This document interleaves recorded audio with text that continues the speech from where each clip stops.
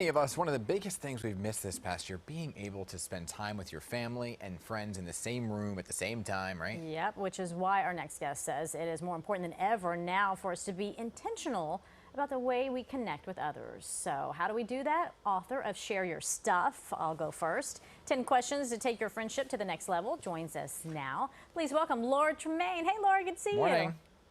Good morning. Thank you for having me. I love the concept behind this because a lot of folks feel like, you know what, I don't want to be the Debbie Downer. Yeah. I don't want to share this because it's personal and it's hard. But you say sharing is where you find that connection.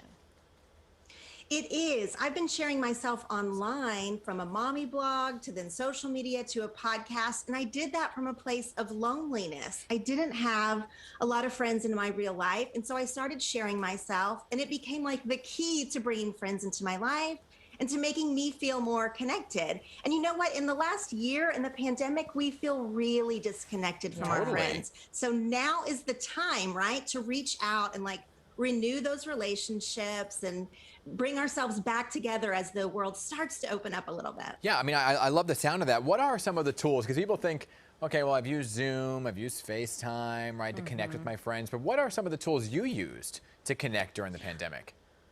Well, listen, my friends, we had a lot of really great text threads that kept me sane during the pandemic. And it doesn't always have to be a deep thing to feel connected, to feel like a meaningful conversation. You can start something fun. You can throw out a little prompt. Hey, everybody show me your prom picture. Like just to get you connecting, just to get you talking. There's also a lot of apps out there that really help. Marco Polo, Voxer, that can really start something that's not just Zoom, that's not just text or email or all the things that we're tired of, You know, the prom photos around here, they're a touchy subject.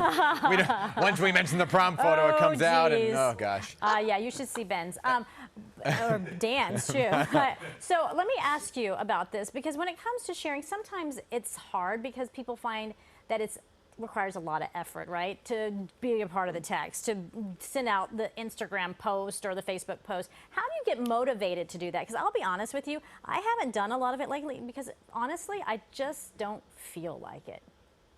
Listen, I get it. I'm an introvert. This has all taken a lot out of us in the last year. So even more than usual, like the energy level to reach out one more time, like it's a little bit low, but I think that it will be worth it if we make the effort and if we kind of get below like the shallow questions of like, so how you been? How are things going? What's new? We really, how's it been for you at home?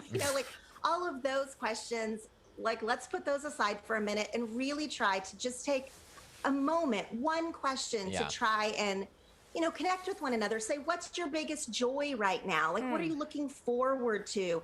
Simple questions. They don't have to be your deepest thoughts, but that are beyond just the surface level. We will feel more fulfilled in our relationships if we're able to do that, because a lot of us are lonely right now. Totally. So lonely. But I also think that some people have used this as a clutch to not put in so much of an effort, right? So how do you kind of retrain yourself to socialize? Did you forget how to socialize over the past year? I mean, I'm having a little bit of social anxiety as we see people, right? You're like, I don't know. We don't hug anymore. We don't shake hands. How do we interact? Definitely people are having a lot of feelings as the world sort of enters back up. But I do think that you have to make the effort in a bigger picture way, because you're going to look up and just be so lonely if you have ghosted all your friends because you're just taking care of yourself, or you haven't tried to reconnect with those who have ghosted you. We need to give a lot of grace to everyone who has been doing the best they can. But now, it's spring, the sun is out. Let's try and be friends again. Hey, remember me? So in the book, you list 10 questions that we should be asking our loved ones. So what is that designed to do? And give us an idea what those questions are.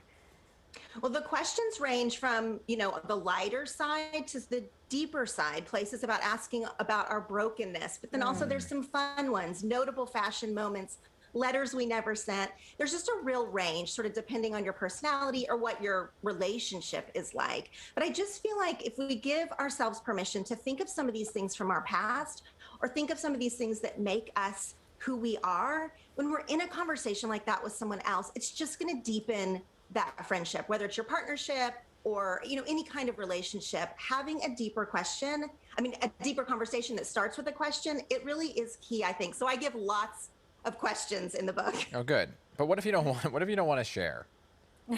Right? What if you're just like, I'm going to keep that to myself? Of course, I feel like that happens with a lot of people. They don't want to share. Again, you don't have to go to like your deepest depths. Just like baby step with the shares, And that leads to magical moments, right? Because you listed the question, what are your magical moments? Why is that important? I like talking about our magical moments because, first of all, we all have them. Like, we all have unexplained things that have happened in our life that are just, we keep it to ourselves because we don't want to sound dumb if we share it. Maybe it was like an ESP moment. Maybe it was, anything that you find to be really, really magical that we don't always share because we're afraid of how people might receive that story or how they might think about us. But when you hear someone else's magical moment, isn't it exciting? Like, you're happy for them, or you think, this is like the things in the world that we can't explain. And there's actually a joy behind it. So I really want people to be sharing their magical moments. It's fun to do. We all have them. And it's fun to hear other people's.